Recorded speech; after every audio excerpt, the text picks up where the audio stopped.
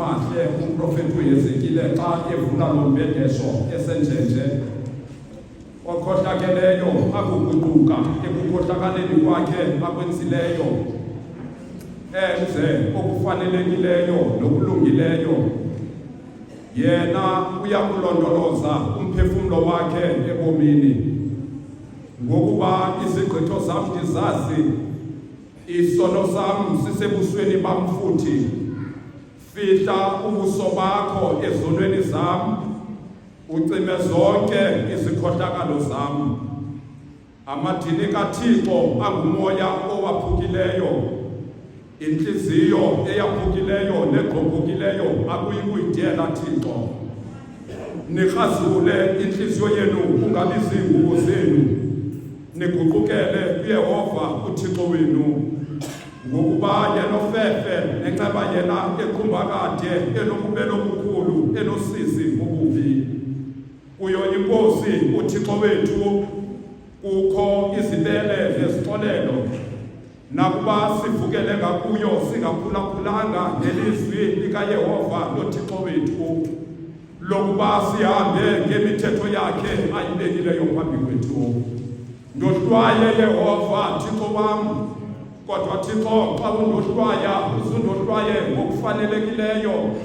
kungabi ngenqubo yakho Thixo wam hleze undenze into encinane guqukani ngokuba ubukumkani bezulu sebukufuphi ndiyakusuka ndiye kubawo ndithi kuye bawo ndonile ngakulo izulu nasebusweni bakho handisafanele kubizwa ngokuba mnyana wakho uze ungangene egwebeni kwisitaka sakho ngokuba kungalungile ebusweni bakho namnye ohleliyo xeshikweni sitshoyo ukuthi asinabo ubonwa pha kweli lizwe mawisi lamahle siyazikhohlisa yithi yona inyaniso ingabikho kuthi kodwa xeshikweni sizivuma izono zethu unyanisekile yena ulungile kanjalo ukuze asixolele izono zethu asihlambulule kuko konke okungalungileyo bathandwa isibhalo esingcwele siyasiyala kwindawo ngendawo ukuba masivume sixele izono zethu ezininzi nokukhohlakala kwethu nokuba ngesingananisi sisifihle ebusweni boThixo onamandla wonke ngoba wethu wasezulwini koko sibe nakho ukuzixela ngenhliziyo elulamileyo nethobekileyo nelilayo nevayo ukuze sizuze ukuxolelwa kwazo ngabo ububele bakhe netafula lakhe elingenambaliso ngabo oko makwisila mahle athandwa lizulu njengoba bayapha umntana ndiyalithandaza kule nkonzo